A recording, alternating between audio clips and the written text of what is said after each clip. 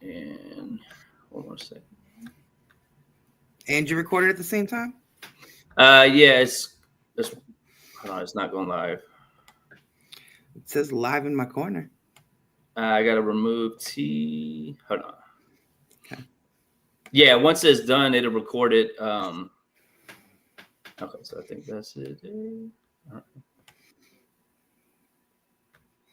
right, and we are live on Instagram. Fantastic. Where else are we live on Facebook and all that stuff? YouTube too? Oh Lord. Yeah, so we're on Facebook, Twitch, Twitter, YouTube, TikTok. We're You gotta everywhere. love it all at once. Nice hat, by the way. I wore this for you. So Yeah, shout out Twisted Caps. yeah. Keeping it Salute. laced. Yeah, I had to rock the Pacers hat. One of the perks of being SBR Talk Series is, I've met some amazing people, and the Twisted Caps blessed me with the one of one Pacers, hat. So had to rep it for tonight. Excited to have you on, Sin. Like, we've had a great time with this, show we've been doing now for almost 4 years, and excited to see, what's coming next. But thank you for joining tonight.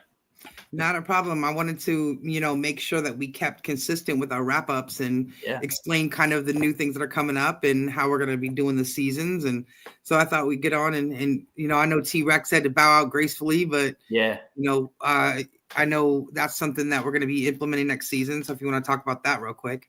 Yeah, shout out to T-Rex. He was going to be on tonight, but he was at a major festival over the weekend, Boots in the Sand. He had access. I saw him on stage with Wiz Khalifa. So, we're going to tell more of those stories. But that's why I'm excited to bring him on to the family, is because he likes to be out in the crowd like that. He likes to be at the venues and, doing that stuff. And he's a very talented interviewer in his own right. So I think he's going to add a lot of depth to what we're trying to do. And, as we continue to grow this platform, we want to be all over the world, have lots of different analysts. Like, the visions are bigger than what people think just started with an Instagram live. So, and that's all because of you, Sincere, and Jay with the Hype Magazine, and Jerry with the tools we've been given, especially this season. Like, shout out to Jerry. He took that time to teach us the SEO. He taught us how to add editorials now. So all the guests. That was like a 3-hour Zoom too. Yeah. Poor Jerry. But they see the value in what we're doing. And then what I love about it is we can offer more to people. So there's a lot of podcasts out there. There's a lot of interviewers out there, but there's not a lot of interviewers like me and you who are connected to the industry. So where when I interview as an artist, I'm going to put you on DigiWax. I'm going to get you on all the radio calls I deal with. You have access to all these major festivals and all the dope stuff you have. So it's not just being a guest on our show. We change your life a little bit. Like, we can really push buttons like they used to back in the day.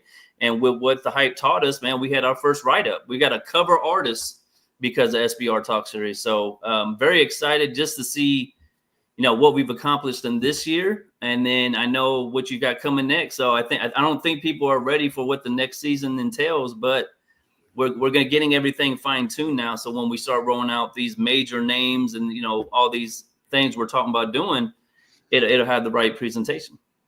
Yeah, no, I think it was really exciting to see Chip on the cover, the digital cover of Hype. Chip the Ripper and I go back to 2008. And so, it's always great to be able to go back to people that I'm actually family with. Yeah. And I don't have to work with them and, whatever. And reached out to him and, it was great to have him on. And then I didn't even know, like, I had no clue that was selected by Jerry and Jay. And to see it, that was our first one out of how many interviews have you done? Like 140? We're at 170 interviews right now on SBR Talk Series. So that's the first one to ever make it. So, and I think that shows also like the evolution, implementing ChatGPT properly. We've had our own glitches with that and working that out, and being able to have T-Rex on board to help with that, and the consistent posting, and it's exciting to see that. Like, that's just another level to what we were able to do this year. And this is going to be, we had 19 guests for season 3. This is technically week 20.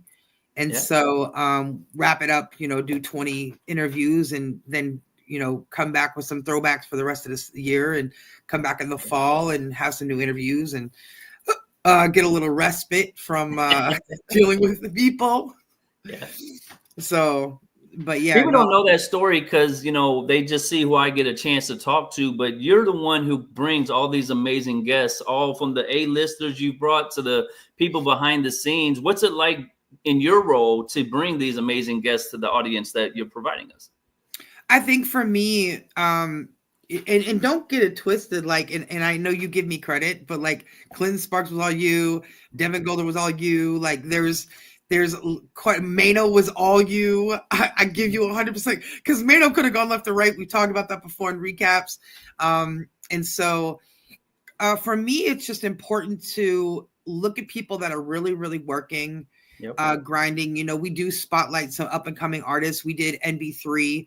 Yeah. I've been watching him, I do some work with him, and I've been watching him the last couple of years, just really like cultivating shows and really grinding out. And he did his Vegas show, and then he just did one in Cali and sold out, and he's putting the shows together. Shout out to Rocket who introduced me. And then we had Big Doobie on, who we got him right after he was like in the top 5 or top 10 freestyles for Bootleg Kev before he started doing the shows with Tech 9 in Kansas City. He did a show with Tech 9, so we caught him like in the middle of that. So, it's great to be able to blend those up and coming artists in with, even we started the season, I think, with like Big YBA. Yeah, I was going to say Big YBA, shout out to Carolina Plug. I mean, like if you look at what's going on right now with that movement, we had him so early on, but I love that about what we're doing because we're giving that little check mark to him. And then now he's running in New York City. He's going to be a major star in about 6 months. So when you hear him all over the airwaves and all over the world playing this song, and you're like, I know I heard him somewhere before. SBR Talk Series had him first, and that's thanks to Sincere and Carolina Plug, alumni of the SBR Talk Series. That's what I love that we're creating is we're creating a real family atmosphere with everybody that comes on the show. We are trying to, give other people they know an opportunity later, or promoting and advertising the stuff they've got going on. And that's really dope to see what he's doing in New York City. Because now I'm on Instagram watching it. He's on a tour right now. Like he's on a whole tour with, I forget who he's on tour with, but it's the same thing with Squala. We had Schweinbach early on. So when Squala had a lot of stuff going on, and her and I talked, and I was like, yo, I would love to. And then we've already had Syrie the Kid on, who's another one of our artists. So that's been great to grow with them. And Squala is amazing. And I was super excited to be able to get the opportunity for you to talk to him. Yeah, I love that.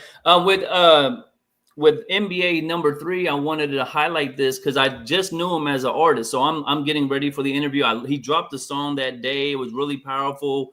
Black Lives Matter, showing all the people we've lost, to the violence of gun with police and stuff like that. So I know him as an artist, but then as I'm interviewing him, he mentions No Jumper, and come to find out the dude is a reoccurring talent for No Jumper, and he's positioned himself very well as a podcast person. So from my viewpoint, that's what I love about what we're doing. We bring him in because of one thing, but then because of you giving me information or the questions I've asked him, I find out a whole nother side of him, and then we big that part up for him as well. And it's great to see people winning because of coming on and letting us tell their story. Yeah, he's got a great relationship with Fuego Network. I know he's been working on something with them for a while. They're always, doing stuff together.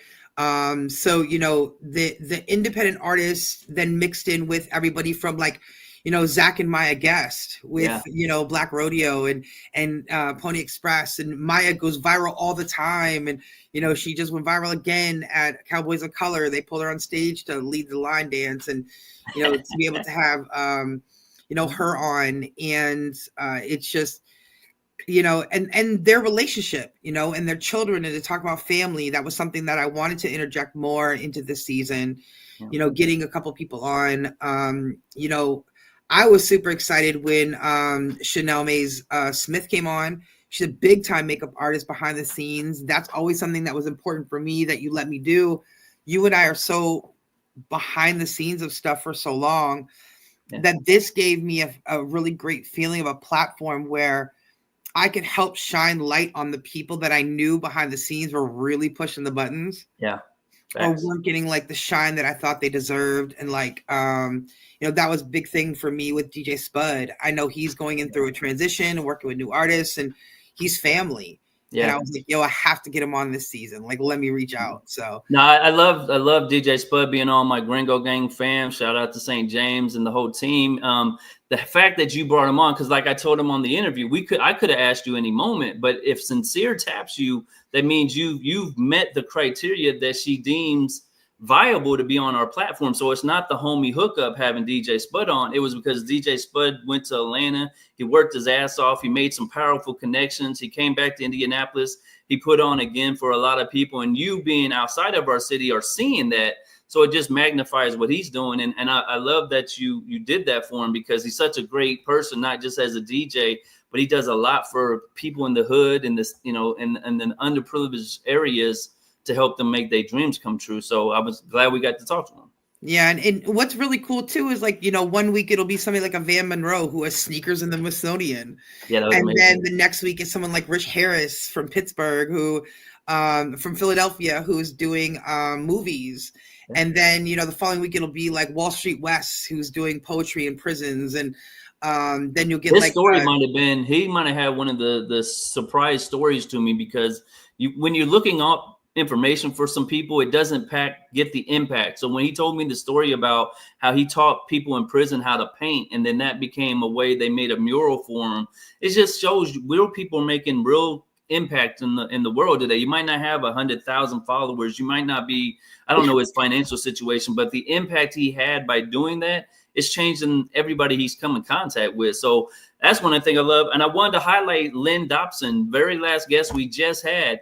I'm researching for her and I'm seeing all the up-to-date stuff, all the new stuff. But then when she starts talking, she's like, yeah, I was Foxy Brown and Notorious Big's first person. Like, I got stories about them nobody's heard before. I'm like, that's amazing to me, because in this arena we're in podcasts where people love to hear stories about these people who weren't really there, she's one person that not only was there, but she's seen the whole process. Once again, kudos to you for bringing her on, because I just knew some of the stuff she was doing right now. And then you start looking at the past. I love telling the origin story. Sometimes guests don't understand it. Like, you know who I am, you should know this story, but I got to tell your origin story a little bit, because then that tells the fans why you really matter. Like, yes, we know you a major superstar now, but how did you get to that point? What was the moment that changed your life? And can I learn from that moment a little bit? So by digging in a little bit of her story, she has an amazing story. She went to, Howard University. She built a Rolodex. She went to New York City on a hope and a prayer, didn't know anybody. And then she was there for the spearheading of hip hop. Like, that's an amazing accomplishment. Her book's amazing. And she's an amazing publicist. I met her, I want to say 6-7 years ago, bumped into her by accident after hours at A3C. And she was working two of the girls from Love and Hip Hop. And we've stayed cool ever since. And, we had Amadeus on a couple seasons, last season or season before last. And that's a client of hers who, and the stuff that he does for the community. It's and then you go, you'll have Diamond from B-Stone Western, and and then we'll have, Tay Gibbs. His podcast is amazing. People think it's I've got a couple comments where people like, I can't believe you highlight other podcasts. Like, I can't believe you bring them on and like really do that, or other publicists. And I'm like, first of all, I'm a public relations specialist. I don't do publicists anymore. Right. I haven't for years. It's just like, that's not what I do. And so I know that people like Money Lynn, and even with the Laura Mason eventually, I want to get a Laura on. These are people that I look up to that have done some incredible things that have opened doors and paths for me. That was why it was so important, even though Bigger Rankin is part of like the Hype family, and he's been on Hype and, Kingpin and stuff like that. But, my life changed when I worked with Bigger Rankin. Facts. And I was super green. No one kind of really knew who I was. I was doing stuff here and there and nationally. And when he picked me up, and we were all like, and the group that has come from the group that I worked with when I worked with him, like, you've got Cole, who does now, like, she did like stages for like Coachella. Now I think she does some stuff like in production with like Glorilla right now. And then you have like Kingpin and Art Resolve and, you know, Tony G and all of that stuff. And so, you know, we really came in the mud and slept in like hotel rooms and, you know, Bigga saw something in us. And so it was really important for me to bring Bigga on, you know, one of these seasons. And I'm glad we got to do him, you know, and especially talking about his documentary. That's always been something I've been on Bigga's behind about that for like a decade. Okay. Like over a decade. It's like, yo, like these stories, like I remember being there and seeing young Cash shooting videos, and like he's still one of my favorite artists.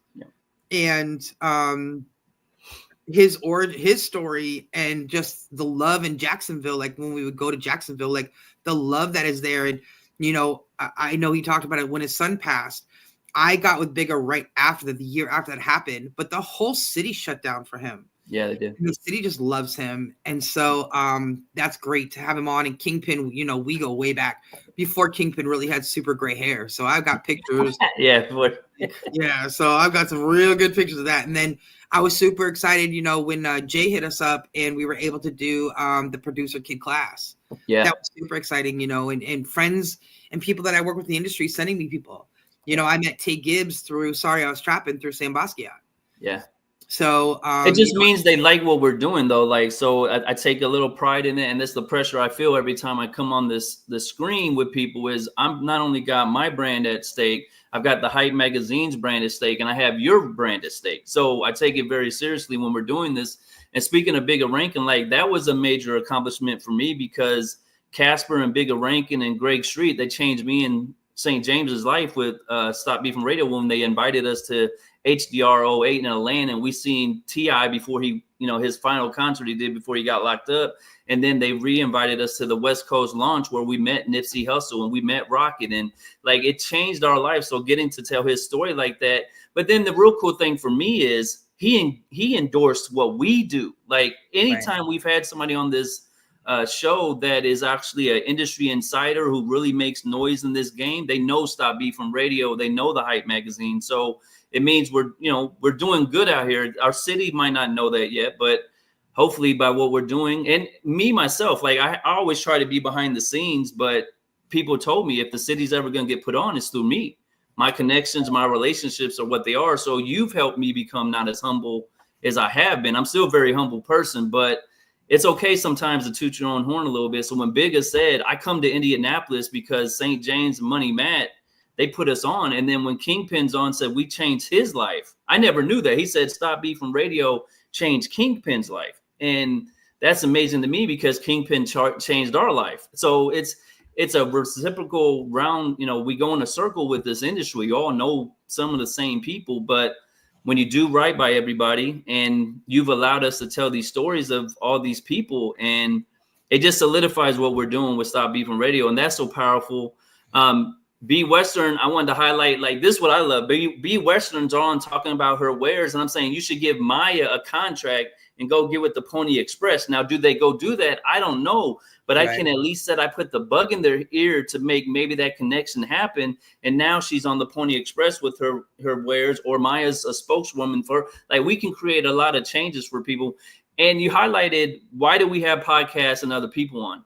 Well, we're not a podcast. We're on the Hype Magazine. We are a magazine. This is not a podcast like Joe Budden and them. I love them. I love podcasts. I was a podcast before you knew what a podcast was. But we were doing real interviews. These go onto a magazine. They get SEO, Google search ratings as big as, what'd you say, Billboard. So this isn't just a podcast. We're not just turning on microphones and trying to get clickbaits. We're trying to tell a story because these are archivable pieces of content. And if they like them, Chip the Ripper's proof now. You can get the cover of the magazine just by being on SBR Talk Station. Yeah, no, and nothing to downplay podcasts. I think podcasts are amazing. And I think, you know, if that's the label that someone needs to give this, that's fine. Yeah. That's the new society and new stuff. But like, you know, it's explaining to people too that these are real interviews. These are vetted. There's research done. You know, we have great conversations, and it's got a life of its own. You know, it's an article is written a couple of days afterwards. That's synopsis of this that goes on a Hype. You know, we post it on social medias. We do it live. So it's, for me, is I think the word podcast is what it is for this generation and what's going on now. But like you and I both on different, years have been doing interviews. So for me, it's an interview series. Yeah. It's a conversational series. It's something that, is different. And I love the origin stories as well, because a lot of these people, don't have their stories the way that they want them told. Right. And you ask the questions, and you give them the room to breathe. You have, with Van Monroe, that was one of my favorite ones that you did this year. And giving people, their flowers and, actually understanding, that I get the messages back from people, because I'm the one that booked them 9 times out of 10. I know, Devon, you did him, but I did pretty much booked everybody else. And I've gotten the feedback of, wow, this is the best interview I've ever had. Like, this is the best conversation. Like, wow. Like, because it's not about the hit pieces anymore. And so we feel different, but this is what you and I have been doing. Yeah. Thanks. For decades. Like, this is nothing new. So, and you mentioned Devin Golder, so that's another moment where this is great for me, because I got to put my friend on the screen, and he has a story. He works with Wyclef. He's done some of the biggest production songs you can imagine. He just, being in Indianapolis, we don't get that light. So by giving him that opportunity, more people were familiar with him. But he's a great person, and he's a God-fearing person, and he's got an amazing thing he's doing for other independent artists. So it's like, if you're going to give your talents to somebody else, well, let me give my talent to you. And that's what SBR Talk Series has really become, is just giving our resources and our talents away. I know we both had this situation where people want to be compensated to be on the show. I've got some major names that I would love to come on the show. And yes, I could pay them the money to come on the show, but I don't want to start that in your mind. You're not getting paid to come on SBR Talk Series because we're too good at what we do. And really, I could be charging you a lot of money for who I am, who the hype is, who Sincere is, who Hype does charge for interviews. Outlets do charge for interviews. Podcasts do charge for interviews. I think when people get it misunderstood, when it's like Kai Cenat or Aiden, those guys have huge sponsors, huge money rolling in. I think, when they give somebody a bag, it's because they gave them a bag. It is what it is. I know No Jumper did it. DJ Vlad did it. It kind of messed up the game. I understand when someone asks about finances and asks for money. I kind of get it in the world that we are in today. But people need to understand that, like, there's a difference between media and shock live streaming. And there's two different things. And like, we're very selective. Everyone is handpicked. It's not like I just get super random emails and like all of this stuff. There's always kind of, a reasoning for who's selected and how they're selected. And I'm willing to look at anybody's email. I'm willing to look at anybody. Like, that's one thing we've talked about is like, once a month doing some artists that we both are watching just bubble.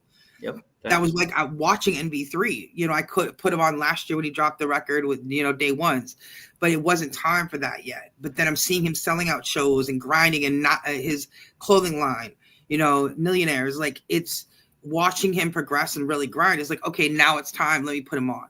And so, but yeah, when it comes to, I've had some people ask me, and I've been kind of offended, and I've dogged a couple of people out through text messages. Well, here's the question to it. Like, okay, let's say we pay you to be on this content.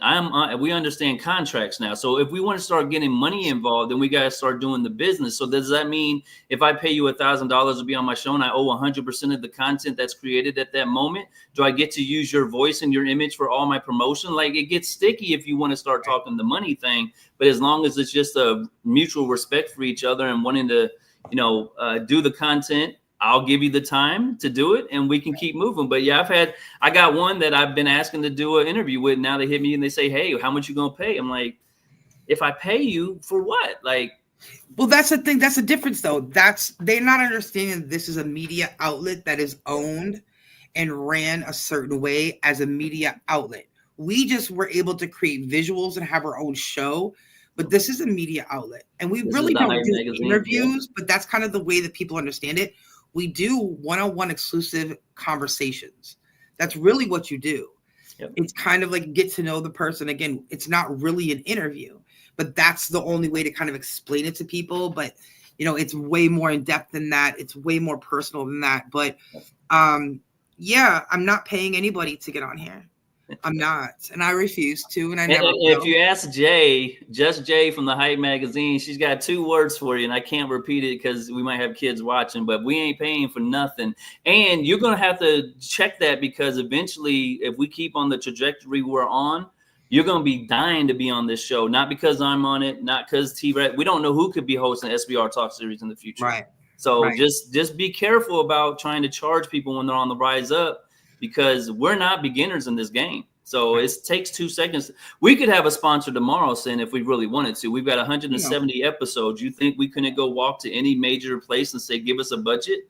But then it gets murky, and we want to keep 100% creative control over this, because I never want some sponsor to tell me, oh, you got Bigga on? Well, you got to talk about these 5 things now. Right. No, like I'm going to talk to Bigga about what I want and keep it moving. So if there's a lot of talk about money and everybody likes it, but man, you start implementing money into these conversations. I remember when, I was the Next to Blow editor for a massive website for 2.5 years when we first met. And I was writing also for MySpace. Most people don't know that's actually how I got my start, was writing music reviews for MySpace. And so those things can charge a lot of money to give you media and to give you, SEO, Google hits and analytics. And so again, I think that the waters have gotten so murky, kind of misunderstood, that it is something that we just have to stay on our path. Yeah. Because again, when I got asked, there's been 3 times now. Twice I went off, and and I'm okay with it. One of them was actually a friend of mine. Yeah. And then they were like, oh, my bad. And I'm like, no, like, you don't understand. Like, I'm really it feels disrespectful, because this is a media outlet. This is not a podcast that has sponsors. And you're right. The reason why, not a lot of sponsors, people don't understand how that works too. When you start interjecting money, there's a control factor that people think they've bought. Yep. And that's not what this is. And I would rather let this go than to let anyone control the creativity of your conversations with people. Yep. So that's just how I feel. But yeah, I'm not paying nobody, and I wish Well, let me give this example too. Like, we just did Lynn Dobson, and I mentioned that she's all hip hop. So like, if we decided to, we just got to say, hey, did you have fun on the show? Oh, you did have fun. Well, hey, can you bring us, 1, 2, 3, 4? Oh, you're with Master P next week. Can we get so it's not hard to get guests for us, for one. And then for 2, I think it's bigger than that with us. I don't think we care about the big names. I want the behind the scenes person. I want the person that you don't know. They're all big names. Yep. That's the thing with being behind the scenes. Like, they're all big names to me. So even if it's the first time, people are hearing them, like a Wall Street West, but what he does in his realm, he's the only one doing what he does. Yeah. Do you know what I'm saying? So for me, so I know there's really not another way to put it for people to understand it sometimes, but even what Spud does, he's in his lane. Every single person that we interview is really great at what they're doing. Yeah. Whether it's the up and coming artists that we select, the producers that we have on, even with the makeup artists, with Chanel, she's killing it. Yeah. But unless you're on a movie set, you would have no clue. So to you other people, she's not a big name. But if you're behind the scenes in the industry and you're like, yo, who do I need to get this makeup done? They're like, call Mae Smith. Yeah, she's the one. So yeah. Well, that's the other thing I was going to highlight about why it doesn't need to pay for artists or pay for guests. You ask me every year, who's my go-to my big dream? Who's someone I want? It's out of my league. And in 2 days, you got me Kingpin and Tony from Uncut. So I got to be the one to roll out a new podcast from the people I've been idolizing my whole career. If we can do that moment, and then how many people we entrenched with in this industry that if we wanted Skilla Baby, we wanted any of the major artists out there, it's not hard to get. DigiWax, I can get on any call and get any celebrity we want. But I love it being a more organic, where you're doing it sincere, because it allows it to be more produced. If I'm just I did it when I was bringing people and bringing them in, it just didn't feel the way it feels when you're involved. So I'll release all control and say, hey, bring me who you want, and shit, you bring the best of the best. So Thanks. I can't complain about the guests you got. So I don't need to pay nobody $1,000 to be on my show, because I got Sincere booking all the guests. And then like Chill brought us Miss Toy. Yeah. That was super exciting. She's part of that Maverick family. She's part of and Mr. Come Clean is he's always been a big supporter, and he's amazing. And so to be able to interject her, and she's legend, and I believe it was the record with Ice Cube, and you can do it, put your back into it, right. So it's, for me, it's like, well, if I think it goes back to like, also like, as humble as LT Mo is, he's 9 times platinum and gold. And he is the most humble human being. And I've worked for him now 16 years. He keeps me very grounded in reality, no matter what I'm doing. And he didn't charge. Rush D didn't charge. Who manages ACL Jacob, who owns a record label, who turns down more jobs than he takes. Like, none of these people charged us. So who do you think you are to charge? That's where my brain is at. It's like, have you seen the lineup? Clinton Sparks, was there ever any mention of money? No. That's what I'm saying. Like, that dude is like, what, 30 million? Like, what? Yeah. Well, and the other thing too is, like you mentioned, we've had podcasters on. We have Ray Daniels and Esso on before you knew who they were. So just know that the SBR Talk Series has not given birth, but we've helped give energy to podcasters when they're just starting out. And because of that philosophy, how many podcasters are there a day? I will get every podcaster before I'll pay you. How about that? Like, and behind the scenes, again, everybody knew who Ray Daniels was as a music executive, but he was just, the God Show was just getting its gears, and Jack, and Thank God I Knew Jack, and that's somebody you wanted to do. But again, these are people that could charge. Facts. Ray Daniels was already a big time music executive. I don't know how many times platinum his records that he's worked on, and how many gazillions. But again, the money wasn't the question. Well, when we interviewed him, he had just dropped J. Cole and Lil Durk's song. He was on fire at that moment. Right. And I want to highlight that for you, because I was already in contact with Ray Daniels. We had been getting pushed back, a little bit, like, I'll do it, but give me time when it's ready. Right. Sincere came on the team. I mentioned it. She said, oh, I know the executive producer, Jack. Hold on, let's call Jack. Jack got him on in like the next week. And what's so powerful about that is then we had Jack come on, and I built a pretty good relationship with him, and now I'm helping him with his podcast. So like I said, it's a reciprocal thing for me. Just being on SBR Talk Series isn't just telling your story, but a lot of times, thanks to you, I've had Mr. Peter Parker. I've been able to use some of my talents to help them as well. But, that's what we're here for, though. I love that about this show, and that's why I'm excited for what's next, because this whole 4 years has just been proving to people we serious. And our friends that are watching on the outside, just trying to figure out what we up to, now they're like, oh, y'all up to something major. Hold on. They seeing stuff before I'm seeing it. Now they're calling me like, yo, you just had Bigger on? Oh, shit, you there, dog? I'm like, well, we could have had Bigger from day one, but because we did it the way we did it, it makes everything impactful. We had TJ Chapman in the second season. That was my dream. Doesn't do interviews. And I know him personally, and I help with a lot of stuff, but I didn't think he would do it. And you said, hey, we had M80 on. M80 don't do interviews. He don't do shit for free. So this isn't a rant session. But that's the point. Mano could have charged. Any of those people could have charged that you've named. Anybody could have. Not anybody that you see on the show never mentioned money. Never. It was, so I don't care who it is. If you don't have the time, that's great. Let's figure it out. Let's, but that's the other thing. The other thing I wanted to bring up too, that I had made a note about, is a lot of the artists and different people that are on social media. They need to make sure there's contact information, and that the teams are checking their emails, their spams, their DMs. There's been a couple of them. There's an artist on the rise that I've really liked for a long time. And I've emailed the other information. I've DM'd, and I'm normally really good at being able to get in contact with people. And it's like ghost. Yeah. And so I've had a phone number, contact information, send a text message, try to call.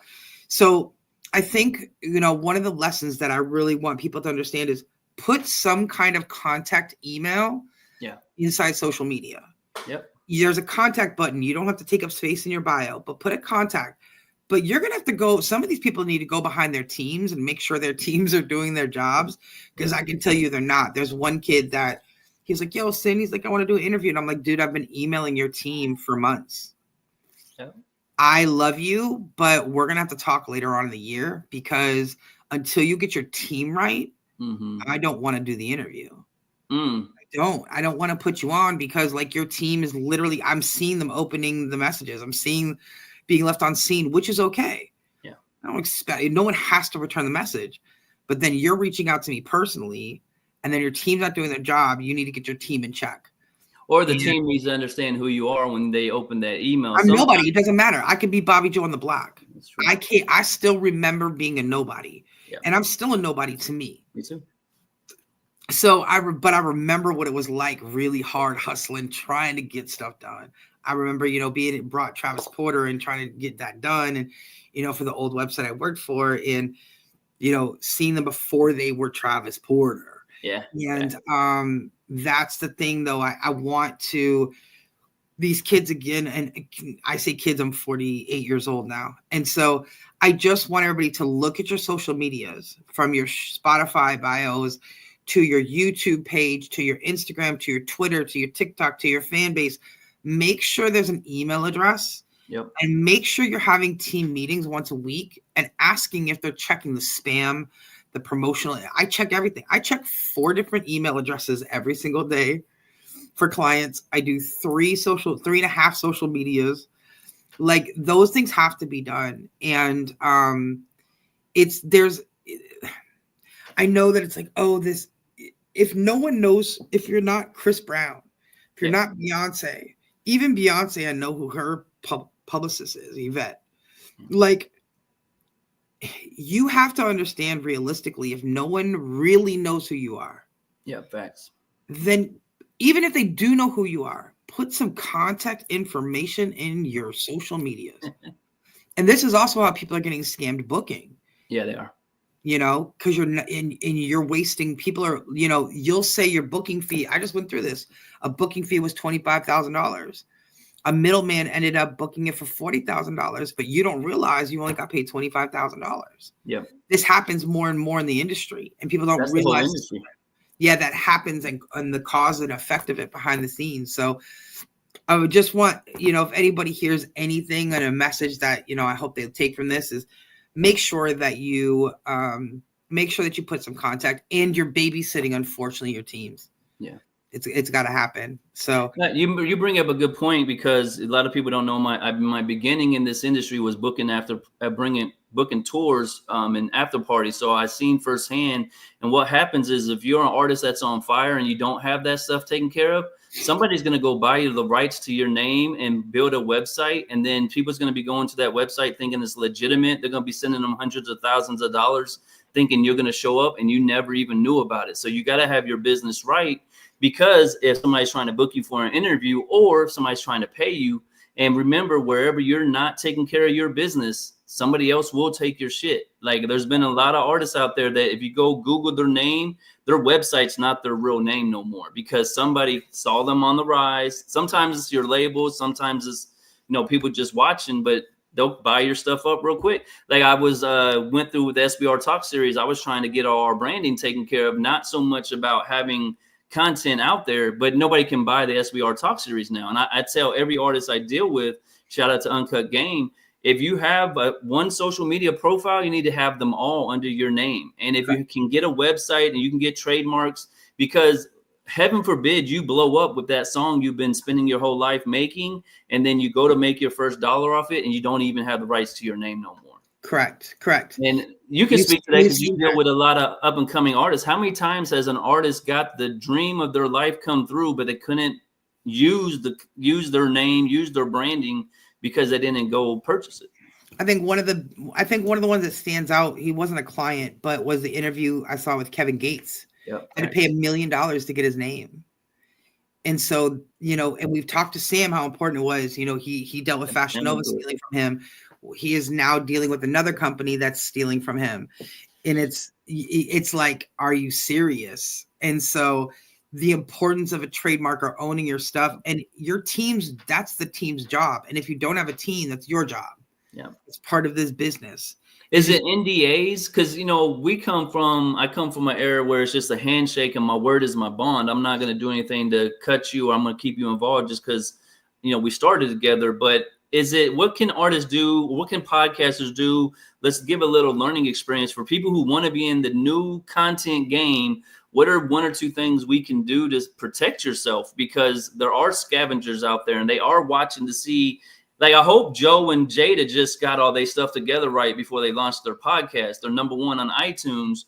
But if I know how labels work, a lot of times they don't do that back end stuff. So if we ran a report, do you think they covered all their bases? I think Fat Joe's really good at making sure he gets every dime. Okay. From what I understand, people that have worked with him. So I wouldn't be surprised if all the back end stuff was completed before they did it. But a lot of people, they don't. Yep. It's the same thing with like hiring someone to make sure the deck is done. I did Tay Gibbs's deck when he first started and had maybe 3 or 4 interviews. But it's important to have your branding already completed. He went and got a logo. He went and, copyright, trademarked his stuff. And, if this is something that you're serious about, same thing with you. Like, you grabbed the Instagram, you grabbed the Twitter, but you grabbed it. We don't have to use it, but you grabbed it all. We made sure that nobody else can own any part of this that's ours. And I think that that's important for anybody. I think that if you own a podcast, if you're going to start a podcast, even like the skin. Yeah. Like, we ended up doing the custom skins, I think, last season, and they weren't always used. They're sometimes used. We have 3 or 4 different variations of them, whatever you're feeling like. I had to get T-Rex to show me how to load it. Right. But I think it's important too. Like, this was done on Canva. Yeah. I pay $13 a month for Canva, and I make 100 times that a month off Canva when I'm not even doing anything. Yeah. So like, I think making sure your branding is done correctly and how you want to do it, and like watch other and make it yours. Yeah. I don't care what Kai is doing. I don't care what Aiden's doing. I don't care. I think Esso's amazing. Yeah. I think Pivot, those guys are amazing. But what we do, we're in our own lane. Nobody else is doing. And I love that for us. And I love that for Pivot. And I love that for, Uncut. And I love that for everybody else. The God Show. It's all different. And in finding something that nobody else is doing. Well, I think my niche is I don't want to be famous. Like, a lot of people who are in my position want to be famous. I don't want to be famous. I just want to tell people a story and, help them. Now, I know that's hindering us a little bit, and I'm working on it. I've talked to my job and got some stuff worked out, but it's scary to be famous because when you put your face out there like that, I've seen it before, and it just makes it harder. I like to walk around my city and nobody know who I am. I kind of enjoy that. But all those people you mentioned, they want to be famous, so they do all the stuff to get the glitz and glamour. Like, Jack hit me today, said, "You want to go to BET Awards?" I've been there. I don't have to go again. I've been before. But other people would jump at that opportunity. Yeah. But I think that's the secret thing is I'm just somebody in my basement getting to talk to all these legendary people. I feel like every time I talk to them, I'm special because other people I know in my position don't get a chance to talk to them. Right. No, I'm not in the industry, so to speak, but I'm in the industry because all the people I've met throughout my journeys here. I'm 20 years deep now. Like, we just did Stop Beef and Start Eating. It's finally going on DSPs. Shout out to Live Mixtapes. I went ahead and put it up. It's dropping this month. It was 20 years ago we dropped a project to put on our city and give artists an opportunity to stop beefing and start eating. Now look where it is. SBR Talk Series, SBR Live, hype in the streets. And like I say all the time, we're just getting started because we're just figuring out how we can do this stuff. You now trust me enough to know that if you got me Cat Williams, I wouldn't be on no F shit. I would give a professional interview. That even though I've known you for years and I kind of knew you never would, my first season with you, I was just a little nauseous because I'm like, man.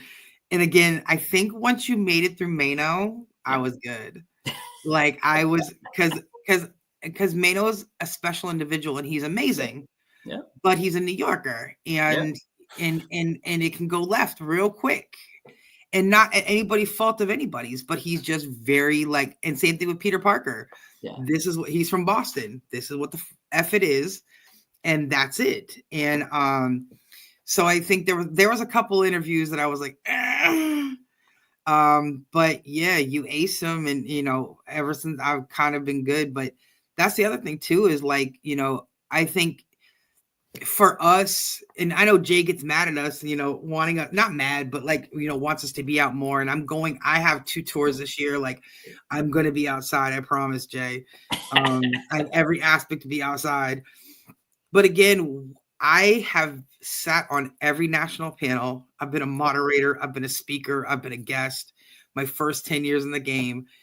And I took a 3-year hiatus and came back. And I don't like public acknowledgement. I don't like public speaking. I don't like this, but I do it. I suck through it. But I didn't like people recognizing me and me not knowing who they were. Facts. And I went through that with Bigga, where we would be rushed. I've been with several clients where, in my relationship with certain, mainstream artists, where I'm with them, but I won't go out in public with them. I don't want that, and the major website that I did work with for years, I was the face that was here in the US. So everyone knew who I was. Yeah, they all went to and they were winning every award and all of that stuff. And I don't miss that public spotlight. And we've seen some amazing lives destroyed when they're under the microscope. Yep. So for you not to, and like, we've been to the BET Awards, no offense to BET Awards, but the boring. All the award shows are boring. They're boring as hell. They're so boring. So it's like, hurry up and wait. Yeah. Yeah. My thing is, I don't want to have to spend all my time telling you I've been in this game 20 years. Like, you're going to spend your time to figure out who I am, and I'm going to have to convince you that I am who I am. Like, that's not fun. Like, I've dealt with it all the time. People are trying to tell me how to break an artist. I'm like, okay, yeah, but did you break Drake? No. Why are you telling me how? Like, because I'm not going to be arrogant about it, but my credentials are who my credentials are now. So when I'm trying to listen to people tell me how to do something digitally, and I'm like, that's not how you do it, Not realizing that it was Q from Worldside that called you, and then you called Jay. Like, people, but see, that's what I know about you. Yeah. And that's, your origin story and, the things about you. But I'm really okay with who I am. Yeah. And so when I'm out with Rocket or I'm out with Sam, it's like, I don't care if they think I'm the help. I mean, I am. Yep. Cool. Like, that's my position, and I'm so good with it now. And the actors that we work with, and being seen with other people, like, I don't need to convince anybody, because I'm here for a reason. I know how it is too. They can look at you guys like people. I'll be out with a client or whatever, and the client will be talking, and then they'll be talking to my client, and I'm like, they could care less that I'm there. Right. And my client will be like, okay, well, get her information, and I'll hand them my business card, and they're like, what?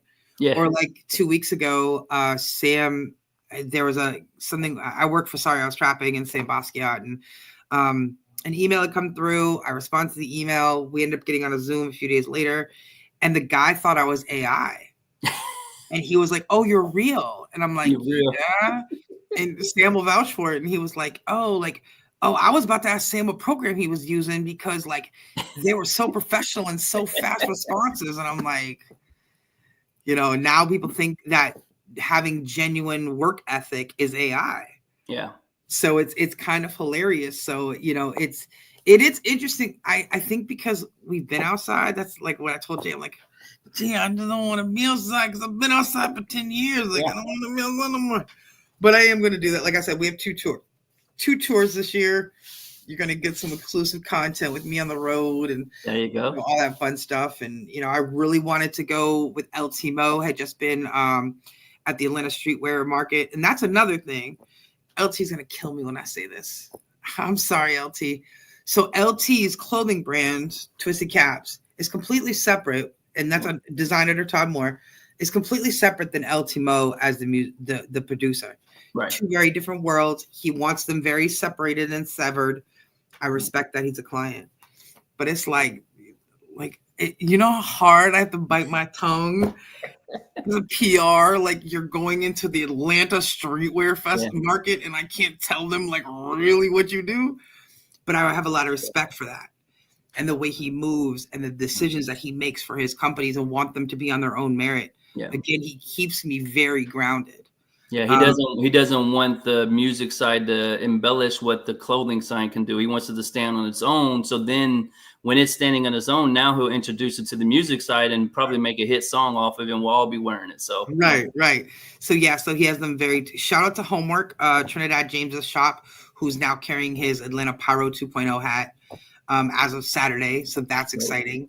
I do want to get Trinidad James on here. I do want to get him on. So I've been a huge fan of his for a long time, and you know, he's been behind the scenes doing some really dope stuff the last few years that I don't think a lot of people really caught on to. Yeah. So now he's, you know, got music coming out. So that's one of my goals is next season is to get him on. And yeah. So, and I've got a couple people that, you know, I'm hoping to, I think I'm going to bring a couple people back around that we've had on, but do more group conversations, you know, and, you know, if there's people that people want to see, like my DM is open.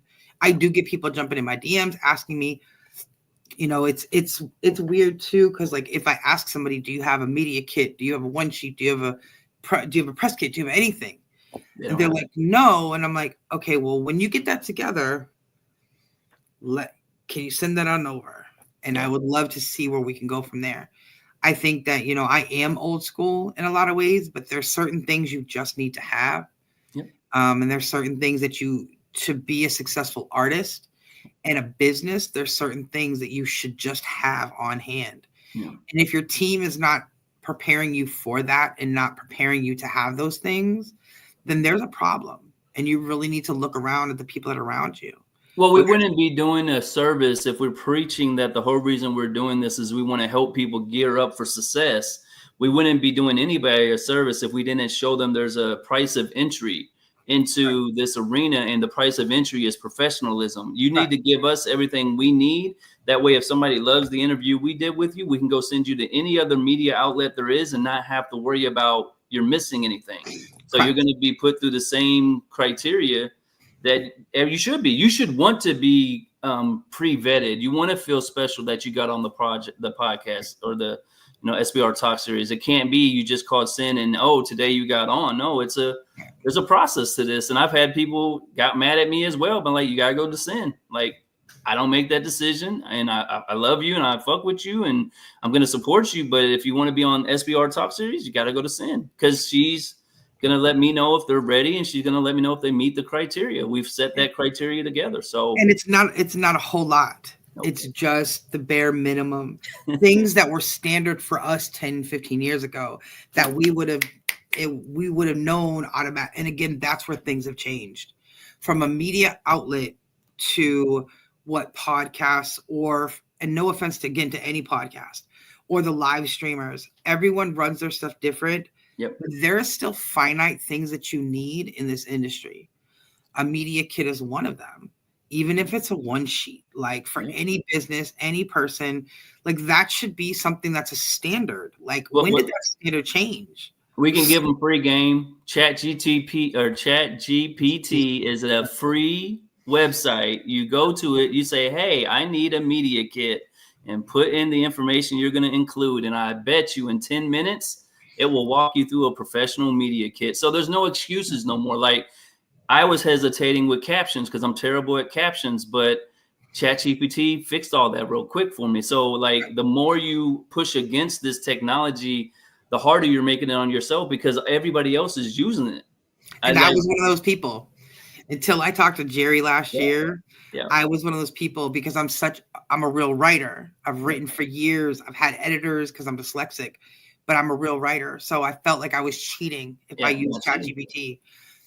And again, I don't use ChatGPT for research purposes. I do my own research still because it's only educated for up to a certain year. But ChatGPT also, like Canva, there's a free version of Canva, which is great. I know Adobe's got their own thing too. You can your cell phone or phone.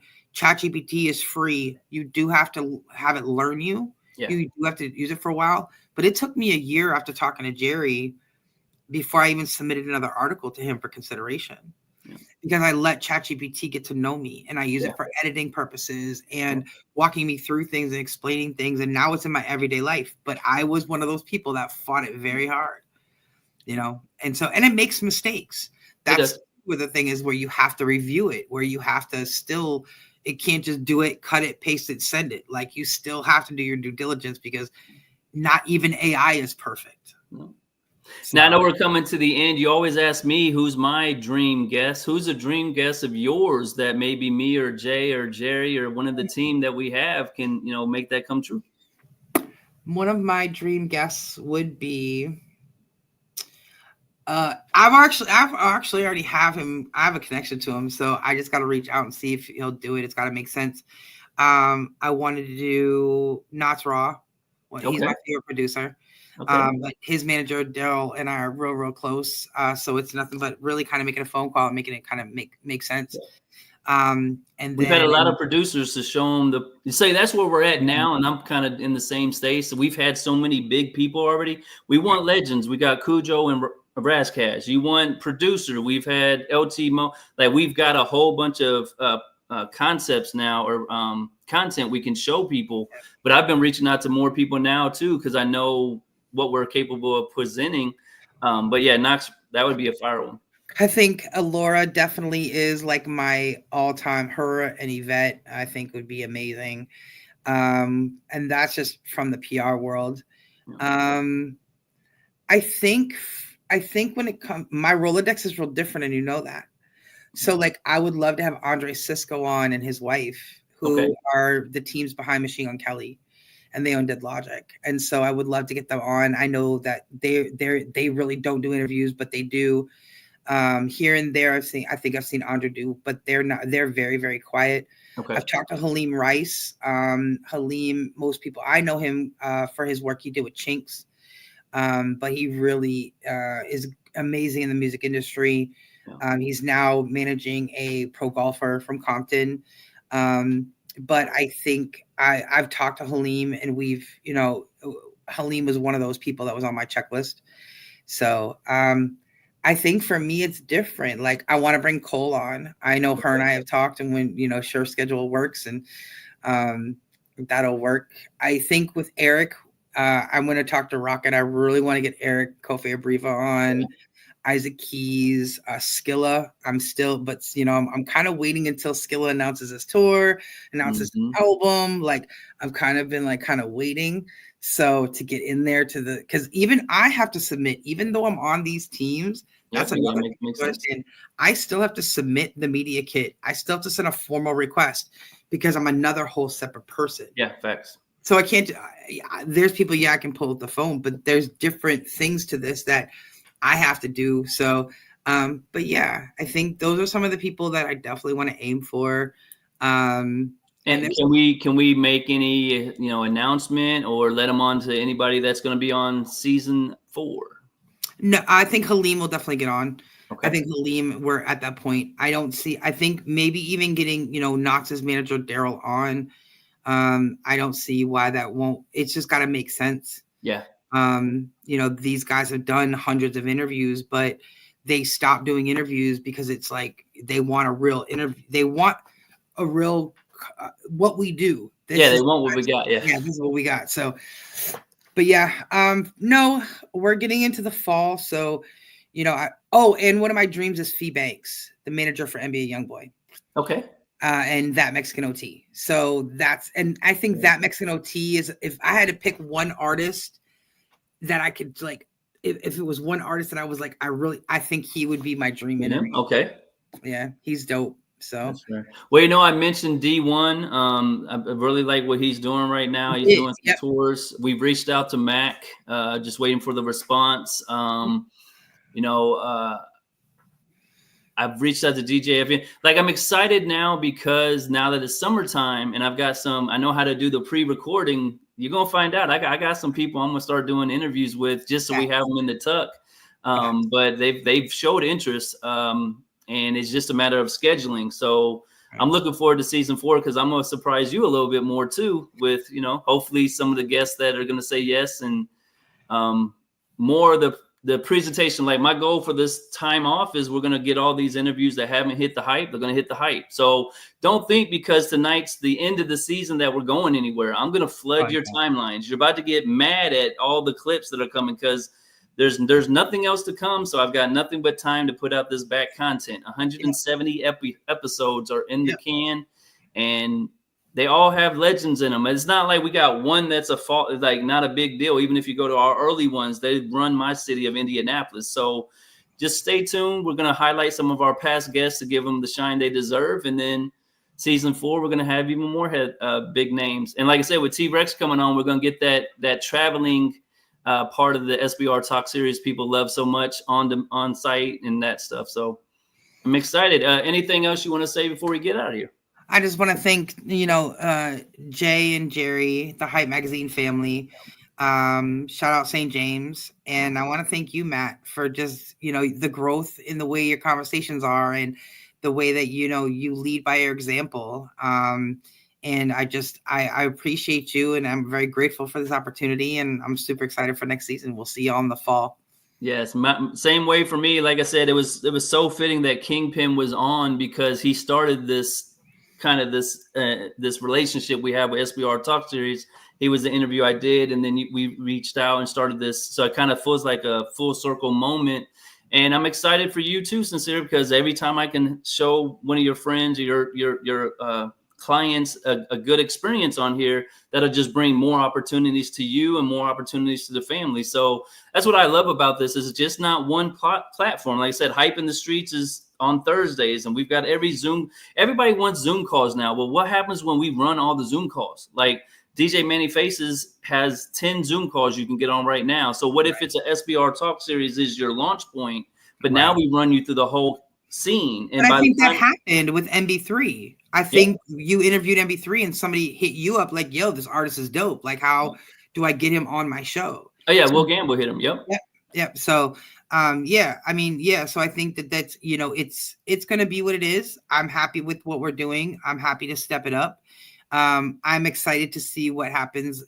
Again, we'll still be on Mondays. It'll be reruns. We're bringing back at different times from the different seasons, and 10 o'clock still our spot, and that's what we're doing. And you may not see us live every week now, but until we come back for season 4, but you'll still see something posted. So they're probably going to see bigger ranking. They're probably going to see, we're going to go pick the best ones and just rerun them again, because that's the best thing about what we're doing. We have StreamYard, and we're in all your social medias anytime we click the button. So go subscribe to the Hype Magazine, the Instagram, go to the website. Our articles are going to be on there, and just stay tuned, because there's a lot more to come from the SBR Talk series and everything we represent. And thank you to all the guests. Appreciate y'all. Thank you for everybody who tunes into this. Talk to you soon, Matt. Thank you. Salute.